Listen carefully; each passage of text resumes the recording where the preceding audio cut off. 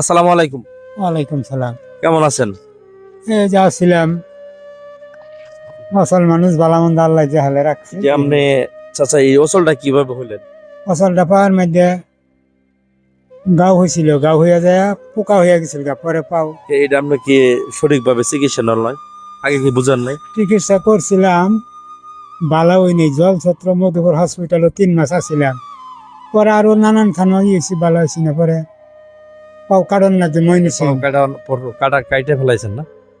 এই যখন আপনি কিভাবে কি অবস্থায় চলতেছেন? এখন এই যে এই লাঠির দ্বারাই চলান লাগে।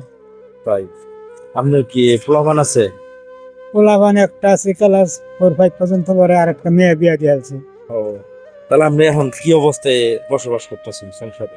ওখানে এই যে চায়া মাইগা চইলা চইলা এই মিলেই দিন নেই। এভাবে কি সংসার চলে? চাষি কি পয়সা আছে? আছে হে, ওই যে আজ চড়ই পালে। ও, আশ্চর্য বলেন কাল না? গেছিলাম নকলা, গেলাম এখানে, কাল থাকুন শেরপুরে, হক দিনে হক জায়গাতে। তারপরে দৈনিক কয় টাকা থাকে? এই জামালপুর আইতে যেতে আমার 200 টাকা গাড়ি ভাড়াই যাবো গা। এখন যদি পাই তাহলে 500-600 যদি পাই। এটি দিয়ে আর কি সংসার চলে না? আপনি কি আপনার আছে ওই ঈদের কোনো মার্কেট? এটার জন্য মার্কেট মানুষই দিছে, শেরপুর থেকে দিছে, তো ওইখান থেকে আপনি কি আজকে রোজা রাখছেন? রোজা রাখছে। সেই কি দেখাইছেন? খিয়ারি খাওয়া হয়েছিল, যে সাজনা করলা দিয়া, শুটকি মাছ দিয়া। তো আজকে যদি আপনারা যে কিছু টাকা দিয়ে আপনি এটা কি নেবেন?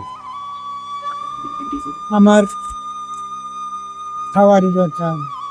আচ্ছা, আপনারা তাহলে আমি এই যে কিছু টাকা দিয়ে আছি, এই টাকাটা নেন। হ্যাঁ,